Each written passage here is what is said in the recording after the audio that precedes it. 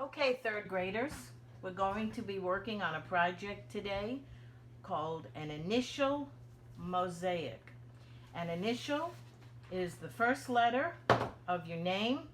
We're going to use the first letter of your first name, or if you prefer, the first letter of your last name.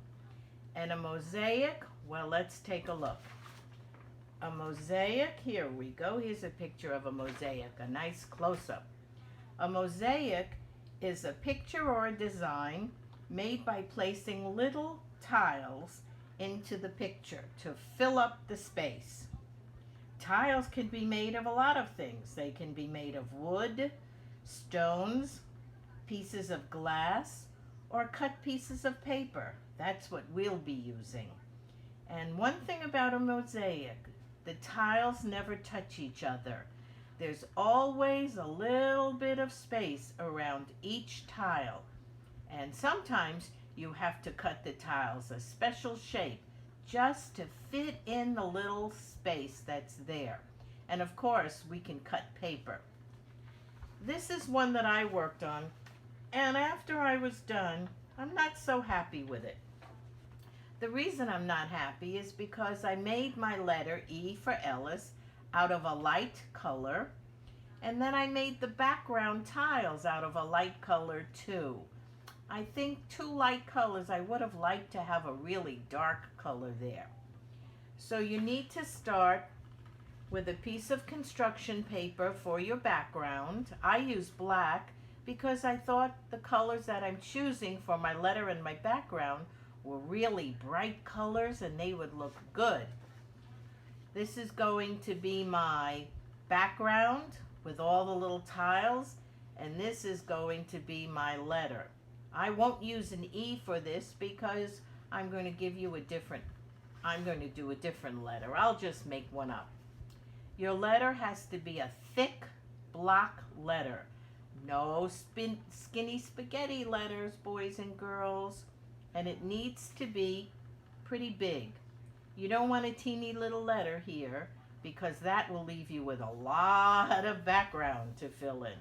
You want your letter to be pretty big. So what letter should I do? Let me see. I think I'll do the letter J. I'll start by drawing down the J, coming around. That's a pretty good size, but it's only one line, so I have to make it really thick. Come down again. Block letters are thick. There. There's my J. If I think it's too big, I could take some of it off here, but I like it that size. So now you have to cut it out. So let's do our cutting. I'll do mine off of the screen here. There we go. There we go. You cut yours. Meanwhile, you could be getting your papers ready while you're waiting for me here. You know what? I think my J is too tall. So I think I will cut. I'll show you where I'm cutting it. Here we go. I think, well, yeah, just a little bit. I'm going to take just a little bit, snip.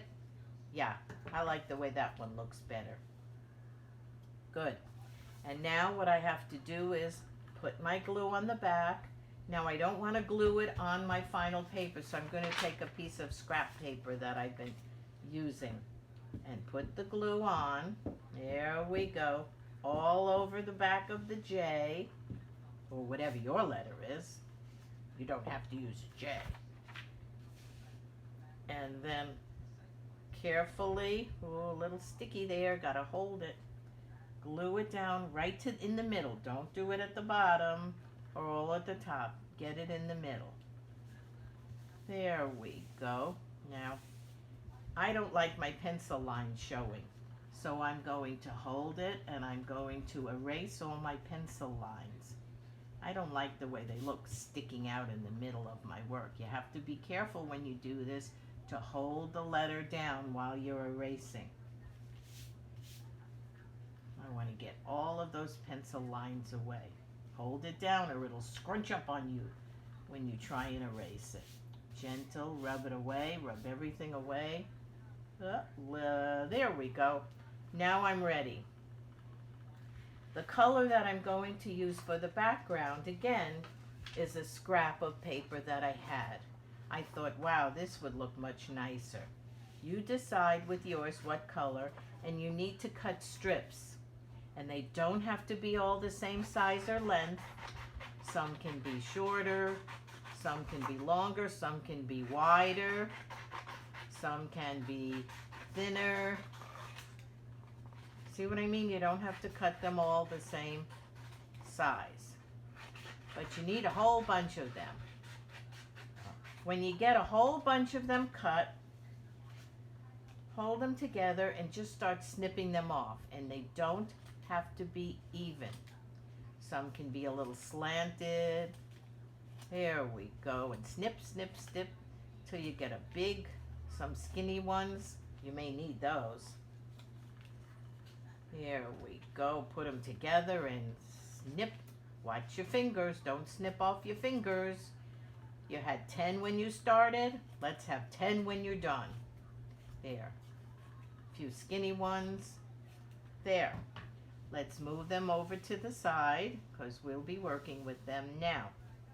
Take your glue stick and put some glue on an area, on a small area. Don't try and do everything all at once. You'll have a terrible time and your glue will dry. So let's start. I'm going to put some glue right over this area, right here, all the way to the edge. Don't go over the letter if you can help it. Get right up to it. Close my glue stick so that it doesn't. Now I'm ready to simply start filling in.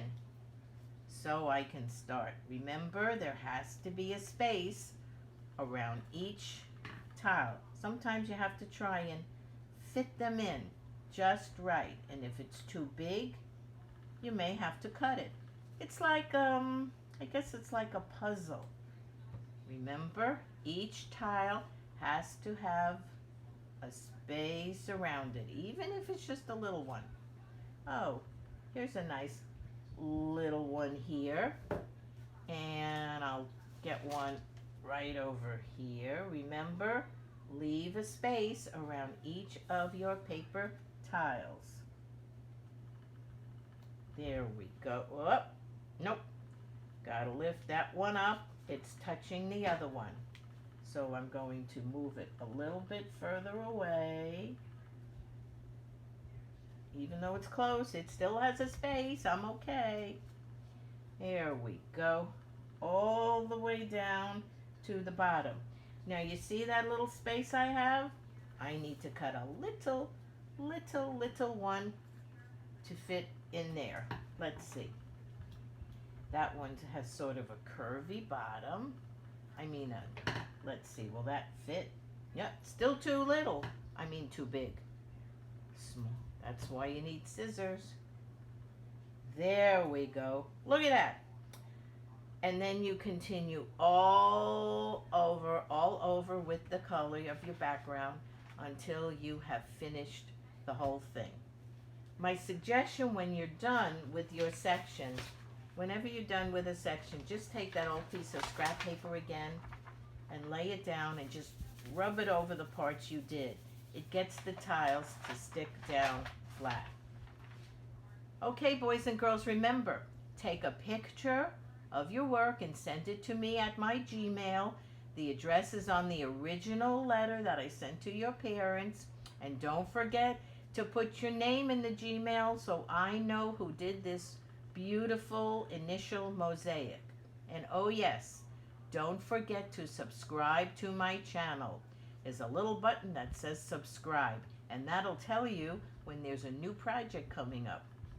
Bye, boys and girls. I'll see you for our next project.